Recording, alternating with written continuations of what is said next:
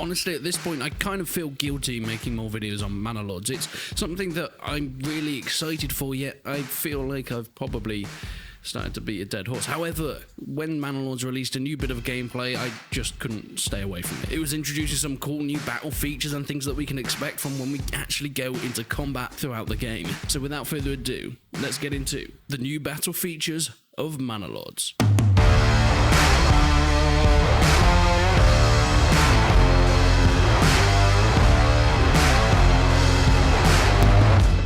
First off, we can see some new troop formations, how your troops stand and how they present themselves on the battlefield, and these will have different effects when it comes to facing enemies. Forming lines or shield walls will have different impacts depending on what opponents you're facing. Each individual troop that you have in your unit has randomized equipment and armor, and it's especially targeted towards that individual. Whilst you play with units and you move people around in full troop units, each individual soldier has a personality and a reason to be there, to fight for their home.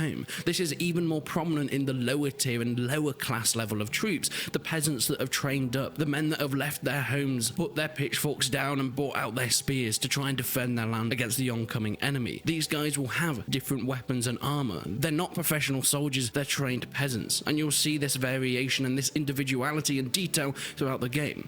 However, this comes with some knockbacks. You see, I think people are expecting this to be a Total War style game. It's not whatsoever. The main focus of Manor Lords is to be a city builder, and with this comes much smaller and more personal stories to tell, especially in these battles. As you can see, we're not getting anything of the size that people are expecting with Total War. That's because Slavic Magic is trying to put much more unique individuality on the sole character, rather than just the units as a whole. We can, however, see some inspiration from a franchise like Total War, with something like formation dragging, where you click on a unit, hold right click, and drag it to the correct length you want that unit to form into. This can be great for facing certain types of armies. If you want, you can go really thin and then slowly wrap around the enemy, or you can be so compact to hold the line against the strong oncoming opponents while your cavalry flank on the sides. I think whilst taking inspiration from Total War is something that needs to be implemented with this type of game, it's one of the most important factors to a proper RTS in order to get as much control over your armies as possible. It goes even further than that, however.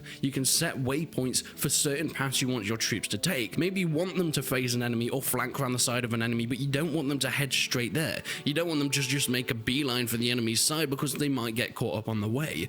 They could flank around the side by going through a forest or going around the edge of a hill to stay in cover. And this is a cool way to do it with the waypoint system. You can make those easy movements towards the enemies, or you can make whole new completely detailed paths with a ton of planning that goes into it. And these waypoints just add that dynamic variety throughout the RTS battles. And boy, do these RTS battles look good. The way that they've implemented the soldiers, especially when they clash together, the animations of fighting look fantastic. I do worry a little bit that they're going towards the 1v1 fighting style that was introduced in Total War Rome 2, where troops would split off into these 1v1 duels, and it would look awesome, but it wasn't very realistic to the time and how battles were actually fought. However, when the troops charge in, it looks very well done. It was a problem that we saw in the earlier Total War games, with troops rubber banding off each other when they clashed in the center. However, Manor Lord seems like it's been worked on to no end. You can see them bracing against their shields as they push into the enemies. It feels gritty, it feels realistic, and I think that's important to making the battle feel immersive, not just for the troops but the player as well who's controlling it. And the battles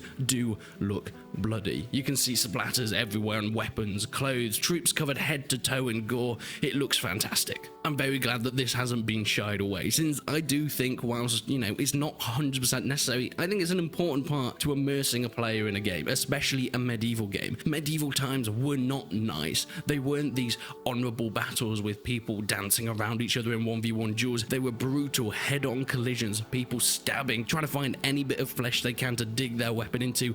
These people weren't professional soldiers. They were fathers, sons, brothers, just trying to defend their land, and for that reason the battles were dirty, they were messy. There was blood and mud and guts everywhere, and that's trying to be portrayed in Manor Lords. But going back to the formations, we can see some emphasis on how the troops stand when they're idle, having tight and loose formations depending on who you're going up against. Maybe there's an army that is full of projectiles. Putting your troops in a loose formation is often going to be better off. However, if you're moving up and your men have shields, a tight formation might be good for putting them in that full shield wall position to block any oncoming arrows and defend the units that you have behind you. There's also the implementation of height mapping, with higher and lower hills that players need to take advantage of when they come up against their opponents. Put your troops on high ground to give them advantage, and as we'll see later on, to help them when it comes to fatigue. When you're in the battles, your troops will have different stances that they can take. We can see the push stance here that is taking effect. Troops will perform more aggressive attacks. They'll try and push the enemy backwards and gain land. Stalemates will be a part of it, but they won't last forever, and depending on what stances you put your troops in will cause the outcome of said stalemates. Not only do we have this push mechanics, but judging by some of the icons that we can see here, I'm guessing we have some retreat to a certain position and a move back slowly button. Of course, that's just conjecture, but we can see later on that the command was ordered to give ground, which ties into what I'm seeing from the icons that we've been hinted at. But as I mentioned, troops can give ground, and it's an order, and it's something that we haven't seen in RTSs that much. It's all about pushing forward, about being aggressive and trying to win the battle with brute strength, and that's something that we've seen a lot. However, we've rarely seen a game do something like tactical retreating. You can see you can cause your men to move backwards slowly, but keeping their weapons up. Something like Total War, when you tell your men to move away from the battle, they just turn and run. And yes, it adds that mechanic of having that risk of turning and running because they can get stabbed in the back, but it's just not realistic. Troops wouldn't do that in real life. They wouldn't just show their backs to the enemy just because they were told to retreat. They would slowly back out, keeping their weapons up until they're far enough distance away to make that run for it. And that's what we can see in Manor Lords. And one of the final things is weather and how it impacts on the battles. On the Twitter, we've seen some cool teasers about how there's going to be lightning and storms in the game, but also rain. And it does look like fire arrows will be a part of it, and rain will affect this as well. And of course, finally, fatigue. This will grow on your units, and you'll see it through the animations. The more fighting they do, the more tired they get. Thus, the less damage that they'll be able to output, and the more likely they are to run away. This can also come into effect when you're putting your troops on higher or lower placements with hills on the battlefield, as I mentioned earlier.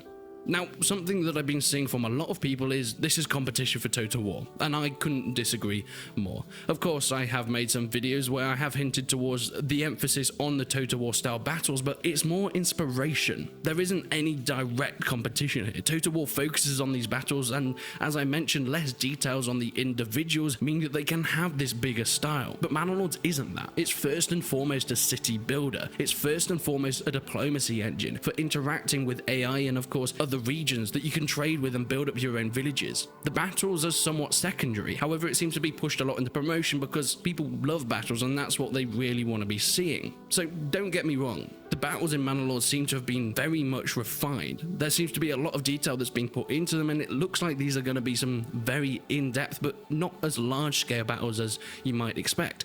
However, Manor Lords isn't a Total War game. Manor Lords is a city builder that has battles implemented in it. But what are your opinions? Do you think that they should focus more on the battles, or they should stick to what they're doing at the moment and really focus on that city builder element and just have the battles as a sideline? Please leave your comments down below. Leave a like on the video if you enjoyed it, leave a dislike if you didn't. But until then, I will see you in the next one.